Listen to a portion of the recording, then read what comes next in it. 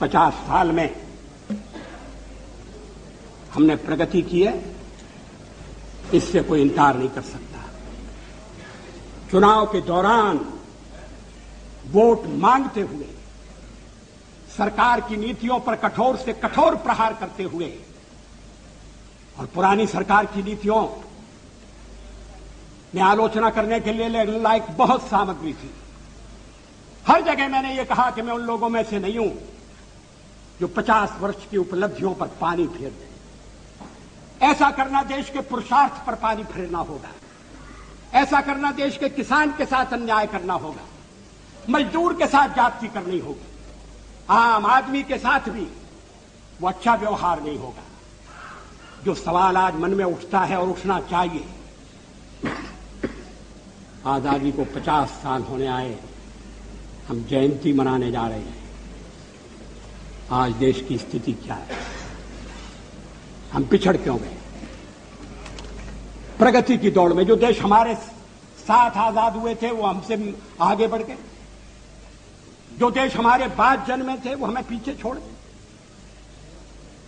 दुनिया के गरीबतम देशों में हमारी गणना है। 20% से ज्यादा लोग गरीबी की रेखा के नीचे।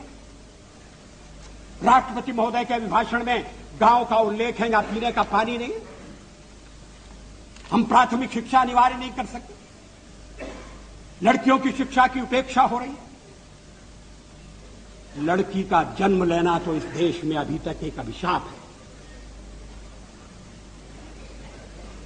क्या सरकारी कदम उठाकर समाज में जागृति पैदा करके, क्या सब लोगों को जुटाकर, ये तो ऐसा काम है जिसमें कोई दलबंदी के लिए स्थान नहीं। हम देश का नक्शा नहीं बदल सकते थे।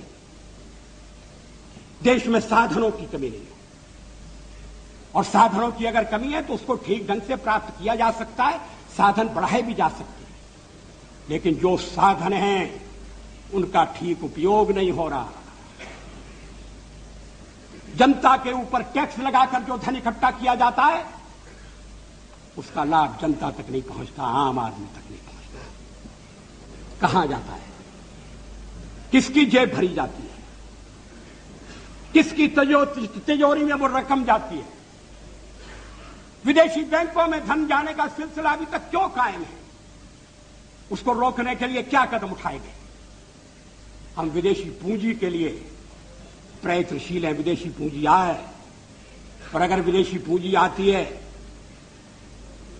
अच्छे ढंग की टेक्नोलॉजी के लिए, इंफ्रास्ट्रक्चर के लिए, आयात निर्यात को बढ़ाने के लिए, तो कोई आपत्ति नहीं करेगा। मुझे विश्वास है कि हमारे कम्युनिस्ट मित्र भी आपत्ति नहीं करेंगे। लेकिन क्या देश के भीतरी साधनों का अधिकतम उपयोग हो रहा है? क्या यह सच नहीं है कि भ्रष्टाचार एक राष्ट्रीय रोग बन गया है? मुझे याद है स्वर्गीय राजीव गांधी ने एक भाषण में कहा था कि मैं दिल्ली से 1 रुपया भेजता हूं, मगर जहां रुपया भेजता हूं वहां पहुंचते पहुंचते 19 पैसे रह जाते। मैंने उनसे कहा कि ये चमत्कार कैसे होता है? वो हंसकर कहने लगे कि जब रुपया चलता है तो घिसता है।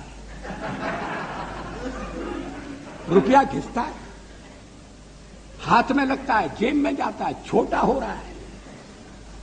रुपए को पहचानना मुश्किल है। रुपया अंतर्ध्यान हो सकता है।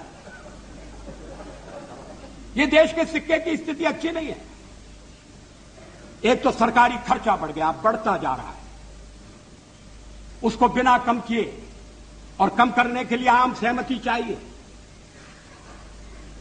सर्वदलीय सहयोग चाहिए। कोई एक दलीय काम नहीं कर सकता। हां, हमारे पुराने प्रधानमंत्री नरसिंह राव जी अगर अपने को स्थिर करने के बाद इस दिशा में थोड़ा प्रयत्न करते तो सफल होते, लेकिन वो कुछ ऐसे कामों में उलझे रहे कि ये समस्याएं ध्यान नहीं खींच सकती।